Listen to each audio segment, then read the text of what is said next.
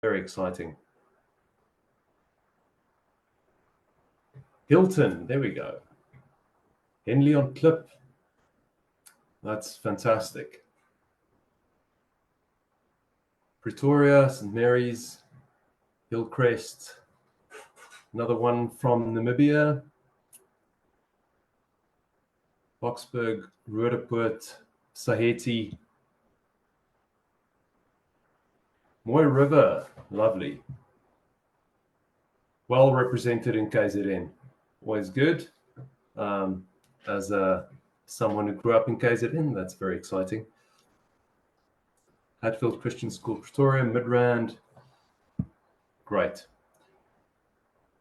Give me an idea of when most people have joined, then we can start. Rodine, Red Hill, more from St. Mary's. Yes, there's a question. Yes, it is being recorded. It is currently being live streamed on Facebook as well. So, yes. Belito. There we go. All right. I think let's kick off. You probably would have seen the notification that this meeting is being recorded. So hopefully that gives you the reassurance that a recording will be available afterwards. Good afternoon and welcome. Thank you so much for joining us on this beautiful afternoon. We're very excited about today. My name is Hannes Barnard. I work for Penguin Random House South Africa. I'm also the author of Halley's Comet. And with me today, we have two esteemed colleagues in education. We have Fiona Campman, who many of you probably know. She's the head of the English department at St. Stithians, former IEB assessment specialist, and a vastly experienced and respected educator. Then we have Ruth Everson, award-winning author, seasoned educator, former HOD at Springs Girls High and St. Stithians. And of course, the reason we're here, she wrote the wonderful study guide to Theory of Flight, and specifically today for Brave New World. So a big welcome to both of you. Thank you so much for giving us your time and expertise. We are very excited to learn more about this wonderful book. This book that was written in 1932, and when reading it now, a lot of it sort of still rings true. So it's still relevant, even though it was written almost 100 years ago. Yes, I think anybody who has chosen this book will have a lot to discuss in the classroom. And again, thank you, and the floor is yours. Thank you for the floor. I shall make good use of it. Is it laminated or tiled? It's parquet. There we go. Oh, excellent. I'll parquet my bottom here then and proceed. Sorry, Ruth, I'm just going to interject quickly, just before I forget. If anyone has a question, please write it in the chat box. We will give an opportunity afterwards for questions, but if time gives us the opportunity, and we didn't take up all the time, but hopefully there'll be an opportunity for questions afterwards. But sorry, Ruth, I interjected. Not at all.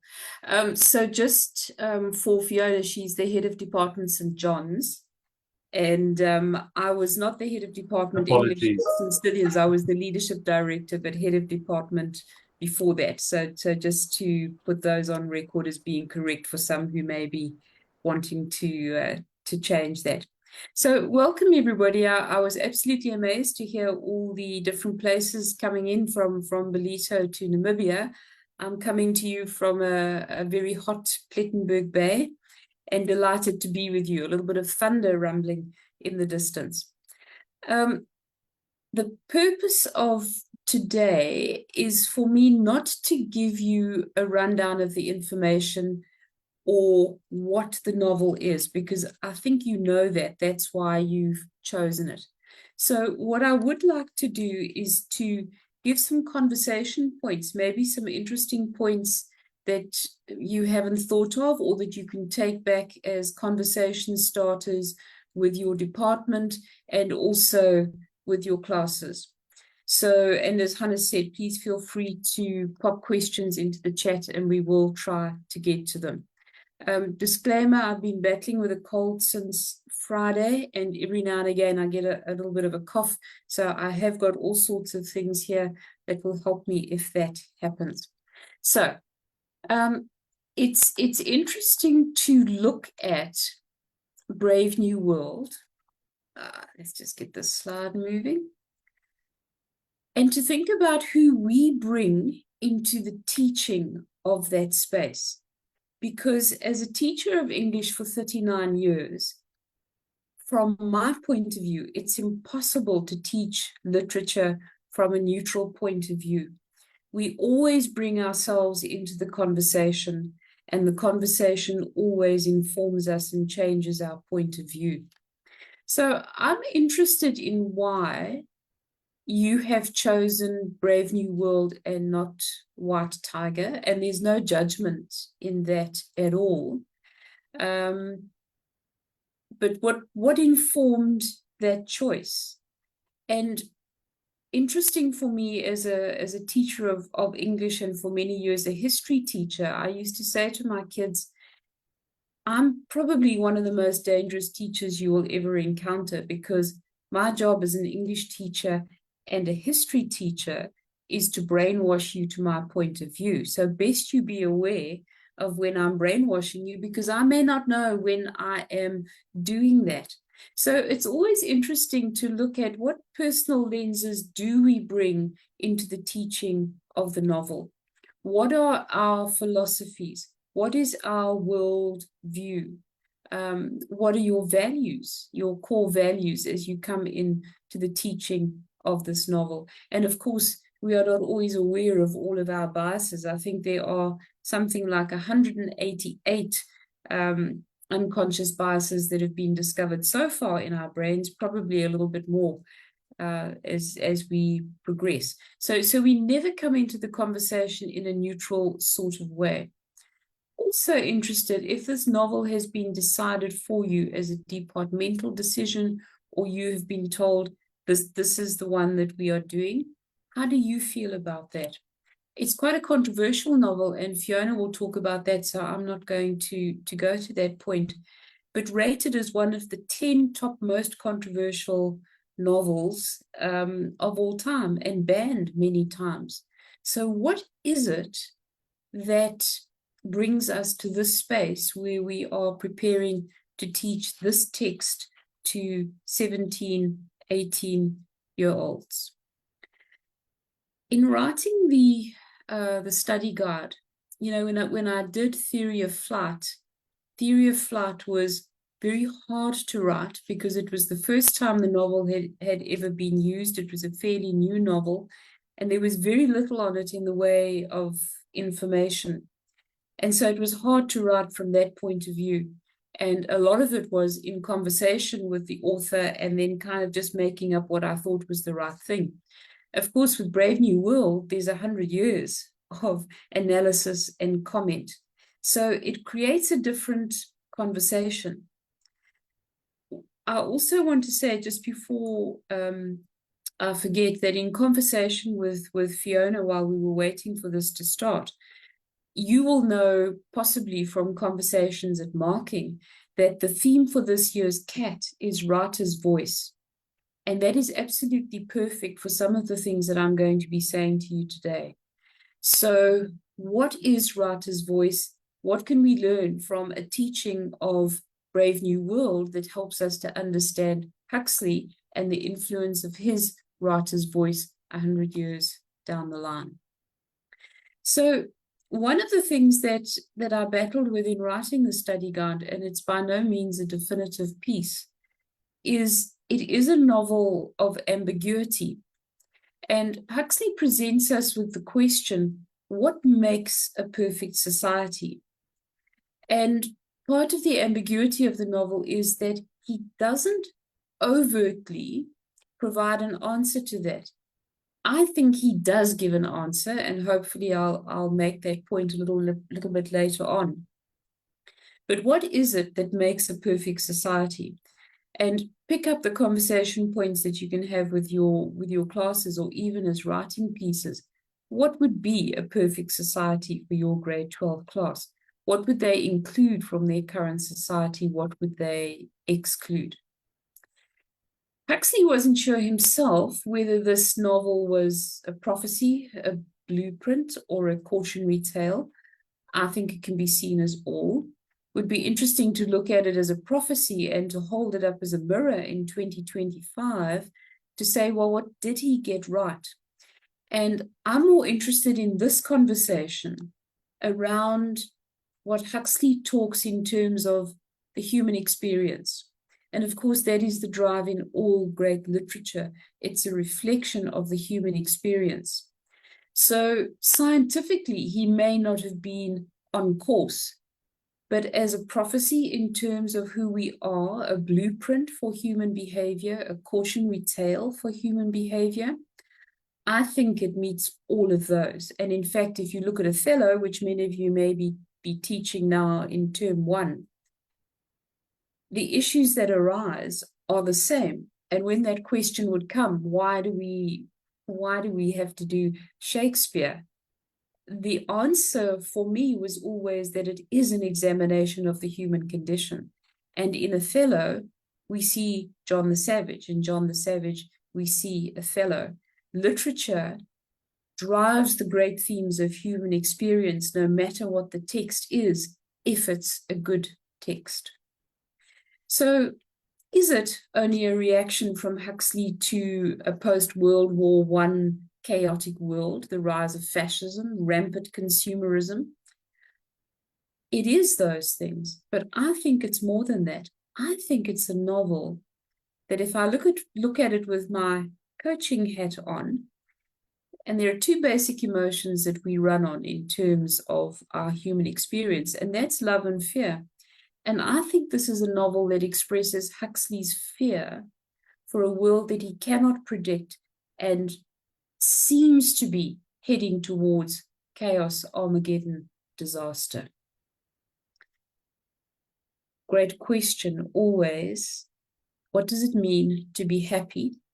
What does it mean to be free? Have a look at the poems that you're teaching, the other texts that you're teaching. They're asking the same questions. Is it possible to be both? And the answer to that question gives rise to our own biases that influence our answer. Is it possible to be happy and to be free? What do we have to give up in order to be happy? And ironically or paradoxically, what do we have to give up in order to be free? Is there a carte blanche on this?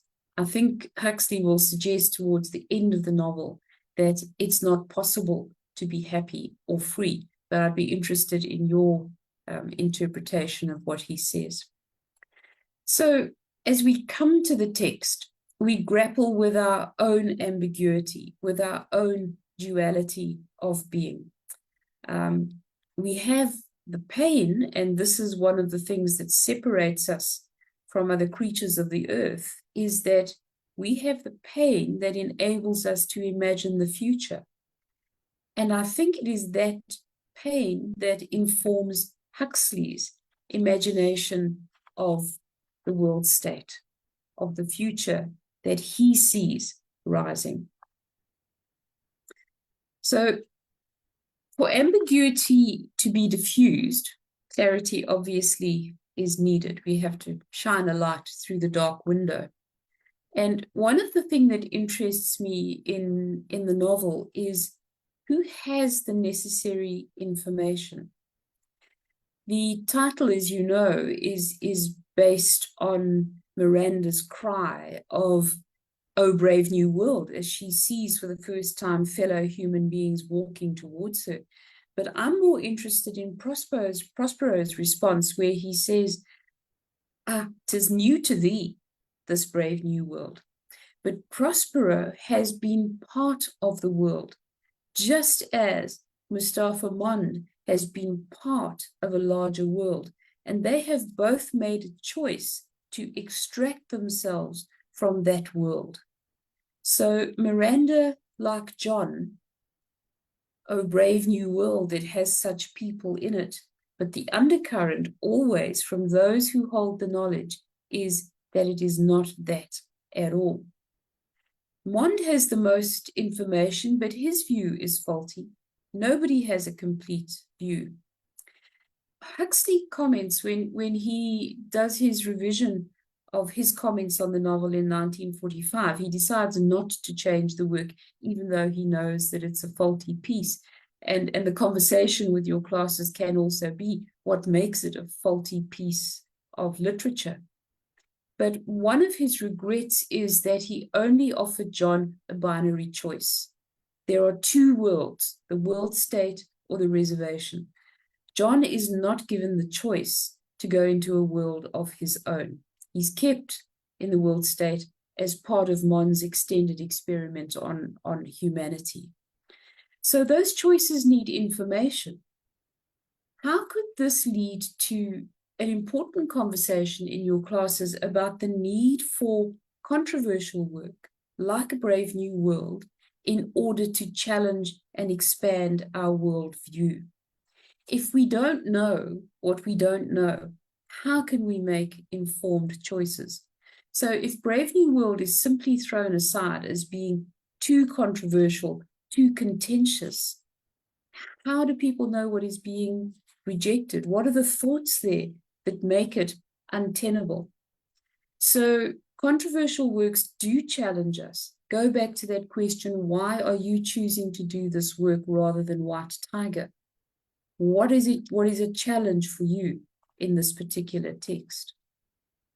Huxley talks about a thing called the great happiness, or the final end, the other phrase for it, the happy and free version of the world. And he says that this could be achieved through a conscious and intelligent pursuit of religion. But be careful here, because he's not talking about religion as one particular type of religion, as in it's Christianity. He's talking about a spiritual force in the world that is perhaps greater than one God. Maybe we would find it in a Spiritus Mundi. He says the greatest happiness would depend on finding a spiritual meaning, which John is deprived of. Finding a spiritual meaning would require individuals to ask the following questions of themselves. And this sounds a bit convoluted, but you can break it down with your classes, and it becomes a wonderful philosophy to go into the world with. Huxley himself said if he could teach anything in the world, it would be kindness. And this is a reflection of that thought. How will this thought that I'm having right now, or action that I'm about to perform, contribute to, interfere with the achievement by me and the greatest possible number of other individuals of man's final end?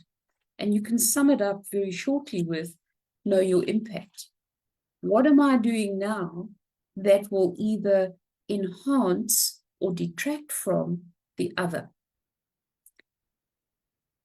Think about that in terms of a leadership conversation, a conversation just on humanity with your grade 12s. What is the impact of this thought that I'm having, this action that I'm having? Does it matter? Does it matter in the bigger picture? You should be very aware that my own lens in this conversation shows through as the poet, as the writer, as the teacher of English, as the life coach, as the leadership specialist. All of these appear in Brave New World, and I think that makes it a very rich text from those many conversations that come through. But I'm aware of my own bias in how I have curated what it is that I want to say to you today. I think it's clear in the novel that there is no escape from religion. All belief systems in the novel are imposed. The worship of our Ford is conditioned and mindless.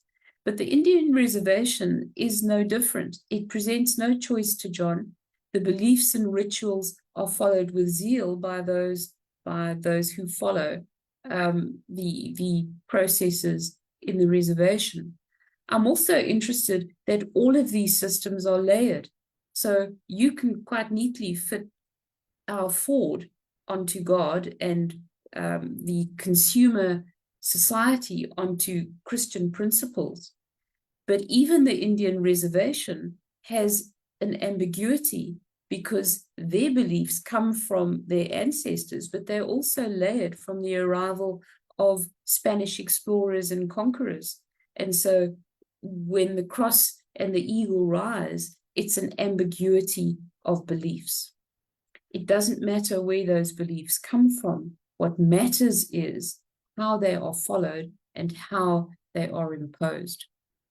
John comes into this as the savage, and I would encourage you to really look at the idea of the savage in all its meanings. It is not about somebody who is mad or beats people up.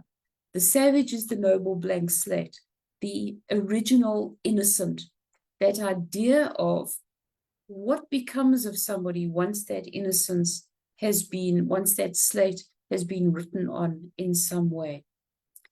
So John is not the savage by the end of the blank slate in terms of the innocence, but perhaps he has become the other meaning of the word by the end of the novel as he becomes part of that orgy and the beating of Lenina. But he's unable to find his soul in either world. Now, remember, for Huxley, society is about the finding of that soul. Why is he unable to find it? Because the three great themes of the novel, and there are many, many themes in the novel, but the three great themes, the legs of the novel, are community, identity, and stability. And in each world, he is deprived of those. He's marginalized, he's alienated. Great conversations to have in class. Where do you feel marginalized, alienated? Where are you not accorded the values or the respect because you are other? And that conversation about othering. If we look at the novel with the perspective of time, Huxley believed that the real revolution, and this excites me in terms of teaching, see my bias, that the real revolution should take place not in the external world, but in the souls and flesh, not just the souls and flesh of human beings. So for Huxley, the answer is not in society, whether it's a utopian or a dystopian society. The answer really is in the individual. What are the worlds within those in our classes that we can ignite and bring to life that may change the conversations for those around them, change the conversations in your school, change the conversations in your society? The answer is not in society, but it is in the individual. So how do we arrive at our truth? Truth starts at the belief level. I say, I believe this. And if I believe it enough, it then becomes a truth. As teachers, who gives us our beliefs, and how do we then pass those beliefs on to the children that we teach? In chapter 7, Linda says that John has caught his morals like a disease from the Indians. But go way back to what is a politically incorrect movie now, or musical Rodgers and Hammerstein, The King and I. And there's a wonderful song, if you go back to it, in The King and I, where they talk about the truth has to be carefully taught. The truth has to be carefully taught. So what truth are we teaching? In the novel, truth is either smutty or pure, depending on the context. Truth is perspective.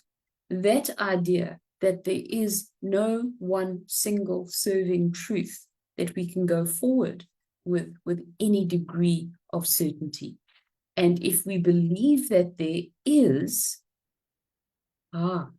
that's an interesting conversation point. So what is sane in one world is mad in another. What you take as sane in your school, you'll go into another school and say, well, I don't know how they can teach like that. Absolutely mad. So sanity, madness depends on what we're used to and the truth that we've been taught. So what is the price of education, of erasing that blank slate? Would John have been better off without Shakespeare and the morals taught to him on the Indian reservation? Because in learning from Shakespeare, he learns an excess of passion. He doesn't learn a modulated response to the world. Why are the tragedies tragedies? Why does Shakespeare write? He writes to excite the emotion, not, although your grade 12s might disagree with this, not to bore the heck out of everybody. It is a raised emotion. So in Othello, John learns how to respond as Othello does to Desdemona, so John does to Lenina. Would John have been better off without the narrow view of Shakespeare? In a world of chaos, and I think we can see 100 years down the line just how prophetic perhaps the novel is for 2025. In a world of chaos, we long for predictability and calm. At what price? For Mond, liberty and freedom are inefficient. Democracy is a forgotten term. Is he right? If we look at the world today, are liberty and freedom inefficient? Is democracy an outdated idea? Well, what is it then that, as we have chaos with the dog doing whatever he's doing, so my apologies if that, hounds of war have been let loose. So what is our inner drive to meaning? So Mustafa Mond, John the Savage, and Helmholtz Watson are aware of a larger world where identity is not defined by community. So think about that, identity as defined by community. And here's where we come back to what your cat is going to be and writer's voice, and where you can really connect it into what Huxley is saying. Helmholtz writes rhymes that are used for hypnopedia, but he senses in the writing of his rhymes that there is more, some different way of writing.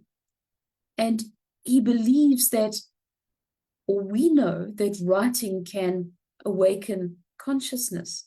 And he talks about it like sitting on a pin. And I can just see an essay topic coming out of that right about a time when your awareness of the moment was like sitting on a pin. Words, Huxley says, can be like x-rays if you use them properly. Every poem that you teach is an x-ray if taught properly. They'll go through anything, words. Maya Angelou says that words are things, they get into everything. Your curtains, your rugs, your carpets, eventually they'll get into you. Wonderful quote by Maya Angelou if you want to look for it. You read and you're pierced.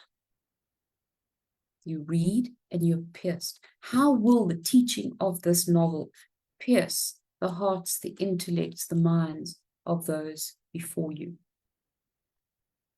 Huxley makes the point that no matter how conditioned a mind is, literature, properly used, the writer's voice, properly found and used, has the power to awaken the consciousness of the reader. That voice has no power without the reader or the listener. In that drive to meaning, Bernard Marx, I am I and I wish I wasn't. Look how many times I appears in that very short sentence. This is Waiting for Godot. This is Othello in Act 5. This is Hamlet. This is Macbeth. This is Romeo. I am I, and I wish I wasn't. What a fabulous topic for an essay.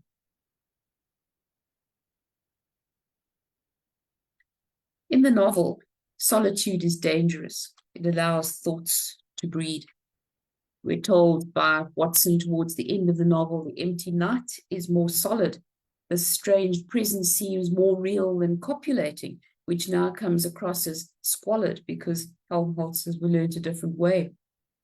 Solitude is heresy in the world state. It is flatly against the sleep teaching that Watson has devised. People have had 250,000 warnings against solitude. I wonder how many hits of Instagram, Facebook, TikTok your kids have had, whether it's 250,000 yet.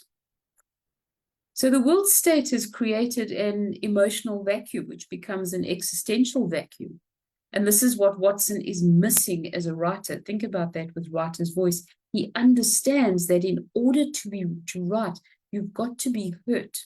And hurt, for me as a writer, doesn't mean necessarily upset, but you have to be pierced by the beauty of something.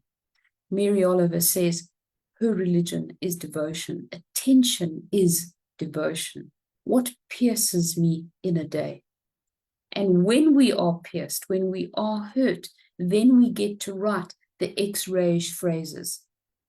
He needs a society where there is some other kind of madness and violence, and so he chooses to go to the Falklands where there are storms and raging weather, not the calm. Calm for him is not freedom or happiness.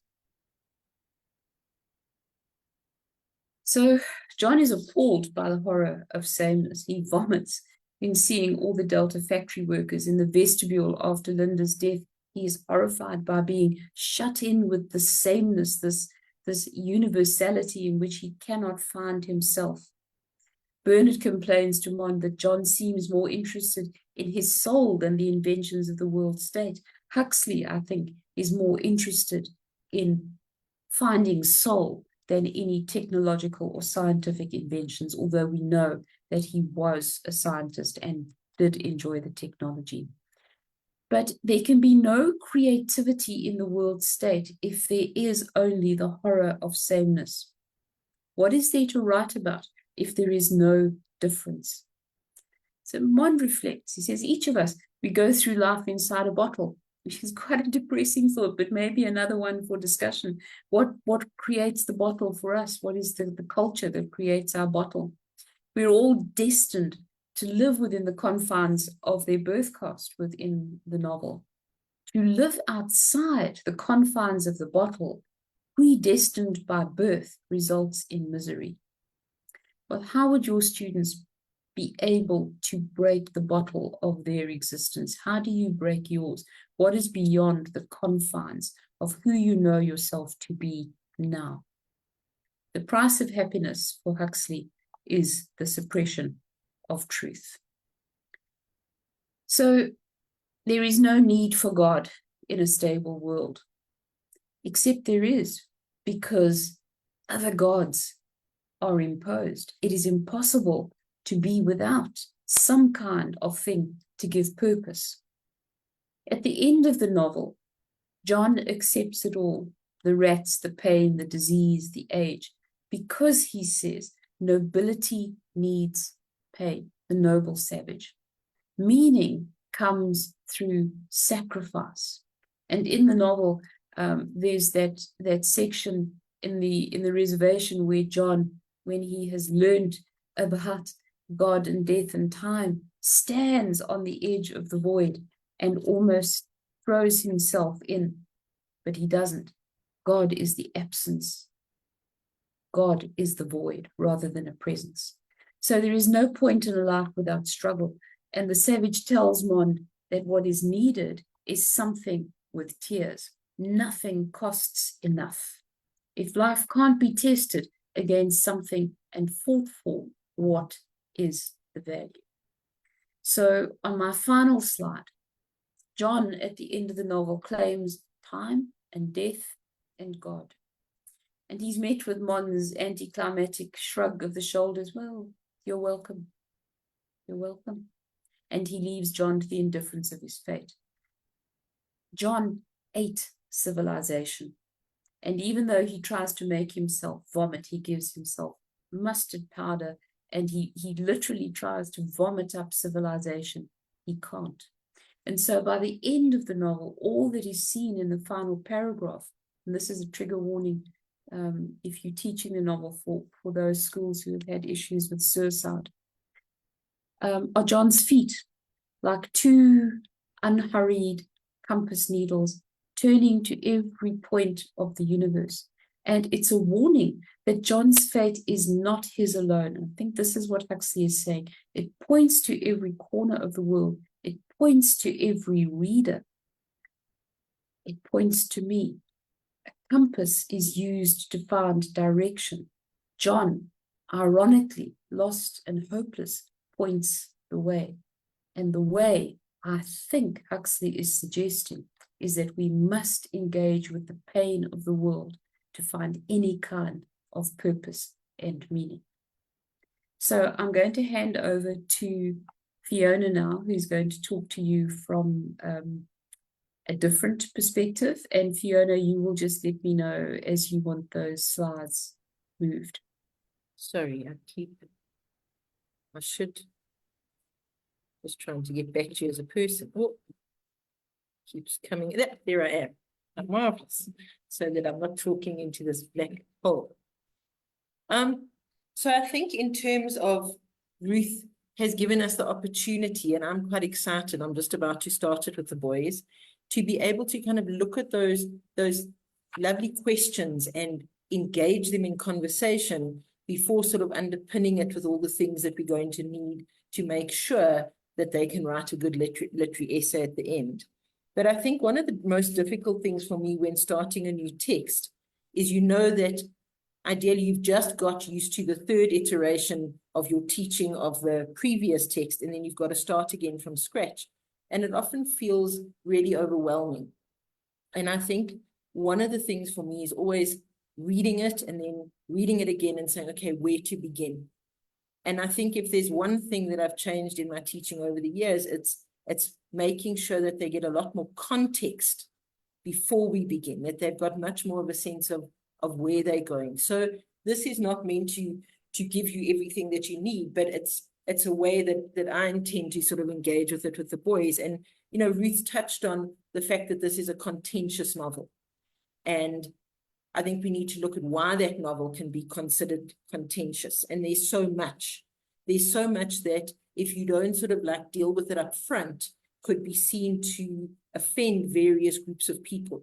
And I really think we're in the business of negotiating meaning and discussing context rather than trying to offend. But I think we've got to look at things like the genetic engineering that's taking place, like the predestination, and looking at the social conditioning, looking at the way in which people are controlled. I think one of the things that is going to fascinate the students is the idea of the consumerist society is something I think that they get, although certainly it's taken to extremes. But I think more important than that, what they're going to perceive as this wild immorality, that everyone belongs to everyone else. And it's going to be interesting to see whether they see that as being something liberating or something that is just sits very uncomfortably with them. And I think that's going to make for some very interesting conversation. I think a world that sort of encourages a religion of consumerism is something that they can see reflected to a point in society, and a world in which, mental health for us has become such an issue, and where you've got so many children dealing with mental health issues and being medicated, this idea of soma to dull any uncomfortable feeling you ever have, I think is also something interesting to engage with. And to look at that idea of, even if you have got mental health issues and you are on medication, it's not meant to remove any emotion. Whereas in the Brave New World, everything is sanitized. And I think that's important. So I'm going to start with that. I'm going to look at why it's contentious, and I'm going to dip into that as a way of them starting to understand what some of the issues are. I think they need, almost like when you're building a puzzle, they need the outline before you can start filling in the different bits in the middle. And I think Ruth touched quite a lot on the context in which the novel was written. And so that idea of a society that feels between the two wars as though it's starting to spiral out of control and it feels grim, we understand that that leads to the idea of what could be a perfect utopian society, but then the discussion about, is a society that looks utopian, that relies completely on the community and sacrifices the individual, is that in fact as utopian as it appears? And I mean, certainly we see from characters like John, like Helmholtz, Bernard even to a degree, and certainly Mond, they question this idea of a utopia. But so I think they've got to be really familiar, and I think Ruth's done this brilliantly in the study guide.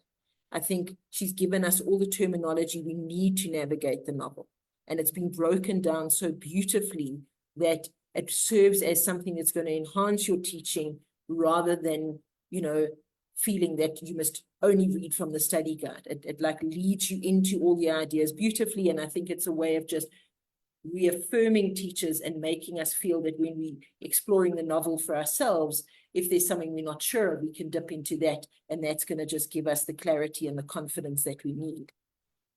So I think we've got to look at this idea, and they've got to be very clear in their heads about a utopia versus a dystopia, and that idea that even though it looks as though it's ideal, it's still a society that's controlled, in which social conditioning and passive obedience is expected. So you kind of get that, that tension between the two of them. And I think that, as we did for those of us that did Handmaids, that was where we started, like looking at the dystopian world. And I think this is important here as a kickoff point, as a departure point. And the lovely thing about this, I was saying to Ruth, is it's shorter than the other novels that we've done for a while. So it means we can take more time to teach it, and we can have the discussions that sometimes tend to be sort of cut off simply because we're trying to get through it in the time that we have available.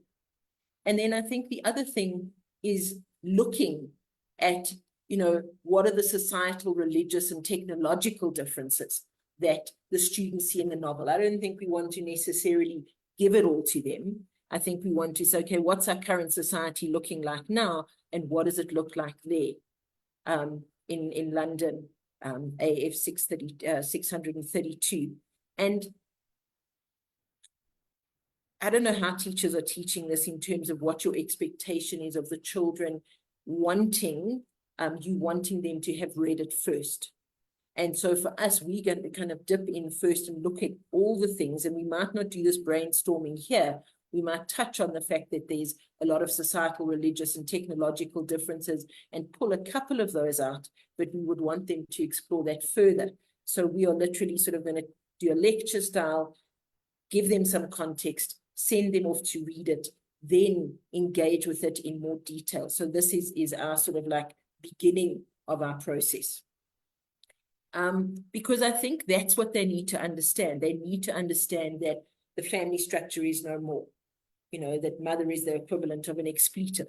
They need to understand that religion has been subverted. And, that when you look at those solidarity meetings where Soma is encouraged and where the orgies happen, yes, it brings contentment, but it goes against their understanding of traditional religion. And those technological differences. I love the description of all the games, for example, that, you don't build a game that doesn't require lots of apparatus, because otherwise, how do you keep that consumerist society going?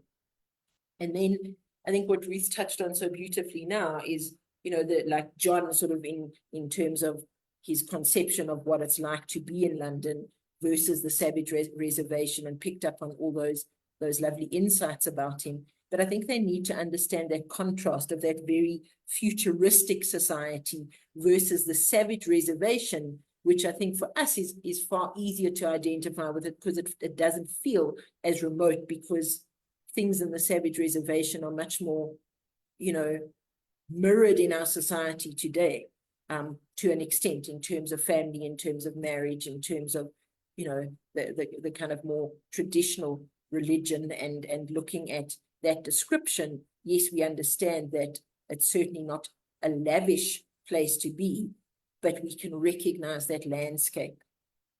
And I think one of the things that we'll see at the end of the year in marking is we will see that a lot of the children learn the slogans that drive society, and they're going to use those as some of their quotations.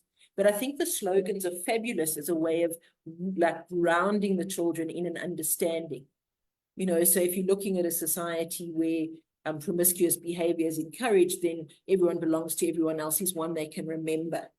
I just jotted a couple down, like that idea, obviously, touching on that community identity, stability, and looking at how the stable society is realized in terms of that world state.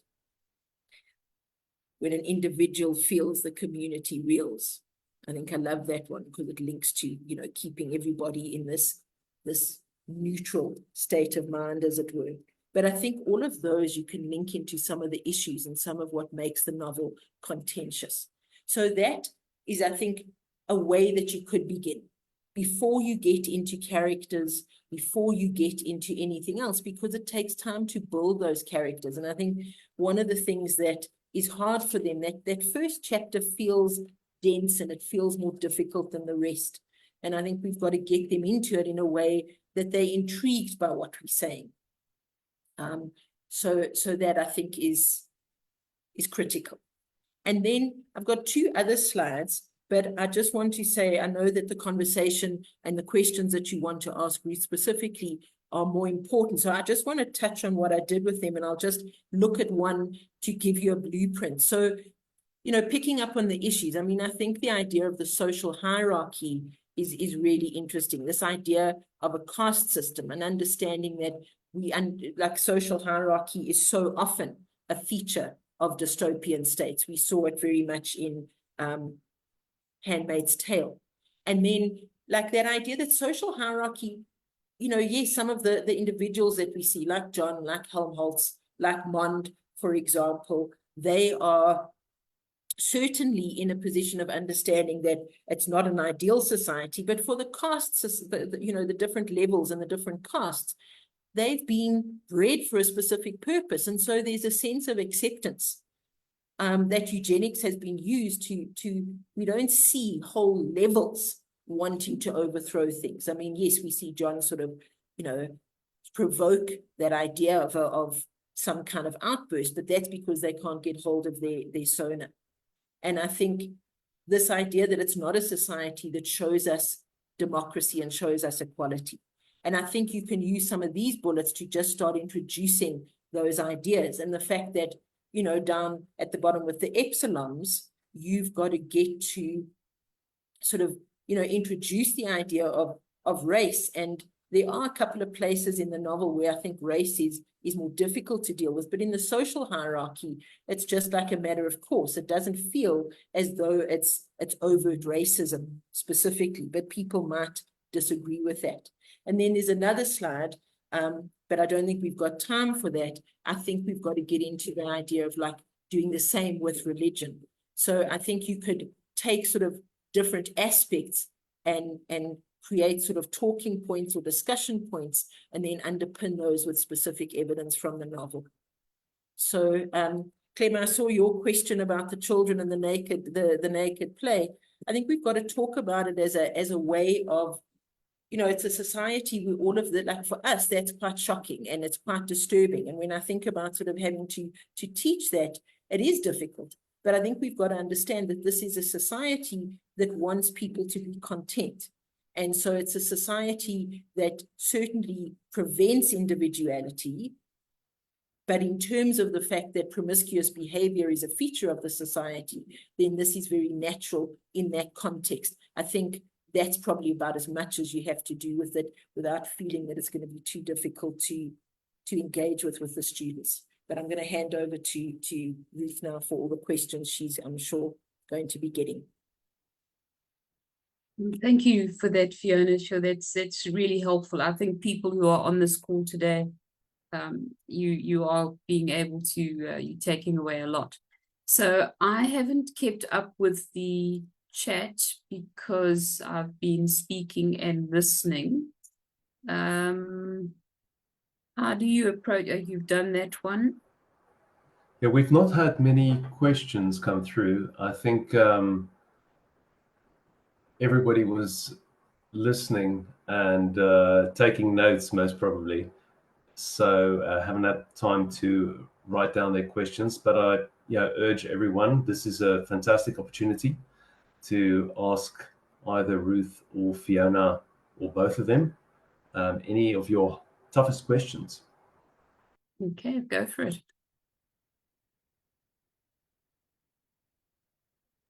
Okay. Yeah. Tim, I think that from a Christian school point of view, this is going to be a challenging novel. So I think and I use this word guardedly, the salvation in the novel is that Huxley is saying that a world cannot exist without some kind of God, some kind of system of belief. I'm not sure how you get around that. Fiona, how are you going to work with that with your classes? So I think the thing that the novel does allow us. Sorry, just come a bit closer to your microphone. Oh, sorry. Okay. I think the one thing that the novel does allow is because we're looking at a world that is so much further in the future, and we're looking at the extremes, we look at how, in a sense, there's been this subversion, there's this perversion, if you like. And so we're looking at it through a dystopian lens. So we're saying, what kind of society has it become where this is what's prioritized in order to keep people sort of stable and the sense of community. And we can look at it perhaps like that, as opposed to suggesting, as much as it's the norm in the novel, we can talk about it's not, that's not what we see in our society, but he's looking, as you said, he can't predict what the world's going to look like. But if your moral values suddenly change completely, or they disappear, this is what might happen. I think if you do it like that, it might be more manageable. Just a thought. Yeah, I think also one of the things that I'm aware of, and Fiona and I were chatting about it before we came online, and that is the difficulty actually of being an English teacher today, and that it is so easy to misstep and to say the wrong thing, and have parents flying in or children making complaints. And so I think Fiona's idea of setting up the difficult conversations and saying, look, we are going to be talking about these things, but we're doing it because there is a purpose. We are doing the novel because we're going to find some kind of literary value in it. So I don't know that you can preempt them, but I know if I was teaching this novel, I would actually be I wouldn't be my Ruth Everson in full flow person in the classroom. I would be a lot more guarded around it, but to have the conversations before you get to those points in the novel. Fiona? Yeah, I mean, I think so. I think it's that idea of, you spoke about the trigger warning with the suicide, but I think what we do is if we do the sort of big issues first, as we're planning to do at St. John's, and we look at that, then you've kind of alerted them to it. And you've alerted them to the fact that it might not be, this isn't a society that we can identify with, and it's not a society that we necessarily want to be part of, but this is what it could be. And so we're looking at what it could be, not what it is. And in a situation where we're looking at whether this is a utopia, for us, that would be a reason perhaps to suggest that it can never be a utopia. Yeah. And I think, Clemma, your comment is absolutely correct, that Huxley was horrified by, I mean, even if you go in, perhaps a way to go in would be to have a conversation around zips. Because when Huxley went to America, it was when the zipper had just been invented, and it was used on children's clothes to help them get in and out of clothing very quickly. But of course, the zip then became a symbol for Huxley of that being able to get out of your clothes and into your naked self very quickly. And so you could have a conversation around his horror at how something as simple as a zip actually created a very promiscuous society. I mean, he talks about Lenin as, the kaminiks that unzipped, and everything has got a zipper on it. So certainly coming from that point of view of him suggesting that, I'm thinking of Picasso's La Guernica, where he's painted the horror and trying to say, look at the horror of this and don't do it. Yeah. Any other questions or thoughts? I don't think you should show your kids that you're afraid of teaching the novel. I think we're engaging with a classic piece of literature. Huxley has said it's a flawed piece of literature, but it is a piece of literature that does exactly what Huxley asked it to do, and that is that it makes us confront ourselves, makes us confront what we believe, and to establish whether what those beliefs are and whether we're prepared to resist anything that comes up from conversation and how we resist those conversations. But it does what it's meant to do. From writer's voice, it evokes a response. And that's what all great literature does. And Ruth, may I just say as well, I think it's a novel that you've got to be over-prepared to teach. Because there are difficult issues. Yeah. And, sometimes you're working and you've been able to do a lot of prep, and then you have something, you get busy and you're doing other things, and then you think, okay, well, I've got enough and I can go in and I can just tackle a chapter. And I think that's where the problem might lie. I think you've got to make sure that there's nothing there that you're not ready for in terms of the discussion and in terms of what's coming up in a particular chapter.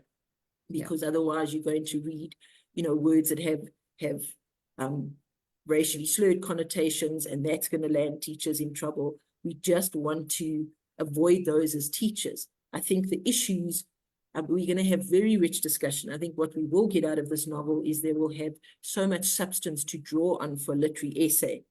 But I do think you've got to make sure that you are comfortable with every chapter in yourself and how you're going to handle it before you go into teaching. Exactly. Yeah, which was my starting point, I think, but absolutely. Yeah. Hannes? Yes, I just see that Tonya made a very valid point, and that is, she said, perhaps the point is to drive home is that the novel is a cautionary tale. This is not a society we would want. So I think that's actually well put. And but I'm sure there will be lots more questions as everyone works through the novel and presents it in class. Please feel free to go into the chat box. There's a link to buy the study guide.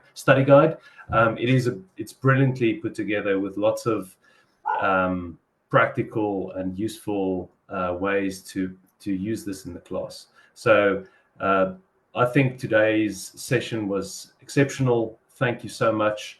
I sort of wish I could have done this when I was in matric. So, but because it is a conversation starter. In a lot of ways, although you should be cautious in your approach, as Ruth warned in a way, it is still a great way in a world where we are discouraged against open dialogue quite frequently, especially in social media, that this type of book can encourage open conversation and open thoughts about what do you want from your life and society. So brilliant. Thank you so much to everyone for joining us today.